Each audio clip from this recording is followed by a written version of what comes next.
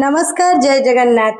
आज हूँ समस्त प्रिय पर्व षठी ओषा जो कि आम बाहरी मार्केट किसी जिनस किणवार अच्छी जो कि पूजा जिनस पूजा जो सब जिनस लगी हम आम आज से जिन कि सब मार्केट आसचु। तो प्रथम आम फल दुकान को जीवु शनिदेव फ्रूट स्टॉल जोटा कि आम जाजपुर फेमस। आम से फल नौ तो ये देखो केते सुंदर तटका तटका फल अच्छी।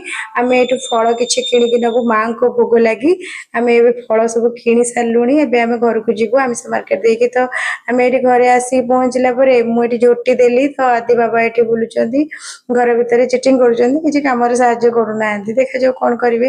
ये मुझे टे घी पकईली पिठा टे बनईबी माँ को पिठा लगी हुए माँ को प्रिय हूँ पिठा फलमूल आमिष। तो ये गुड़ आटार चकुली बनाऊँ माँ को लगी पिठा पाखापाखि हो गला देखु चकुली पिठा आदि बाबा एवं सबुठ सहज कम जोटा शिल धोचंती शिल धोइले माँ ए बसवे हलदी तैयारी हम माँ को तो ये शिल धोवा दरकार। तो ये देखो मु माछ आनी जो माछ को आम ये भाजिक करदेबू कहीं समय ना तरकारी करने तो भजा मछरे ही कम चलिया पड़ो। देखो माछ मोर रेडी होते सुंदर कलर देखो लाल लाल कलर एकदम।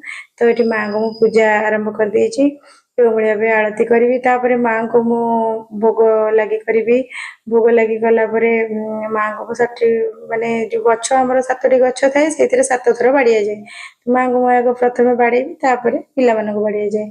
तो मो मो को डाकिली सी आसी माड़ खाया रेडी अच्छी देखा जाऊ काटुची कि नहीं देखू अकाटुआटे किसी काटेनि माड़ फड़। तो देखो मुझे बंदेबी माँ मानकर सबुठ भल जिनस माँ बंदेवा आशीर्वाद ये षठी ओषा गोटे एमती पर्व जोटा कि देखो मुझे सब देली पिठा खाइब मो पुओ बहुत खुशी है।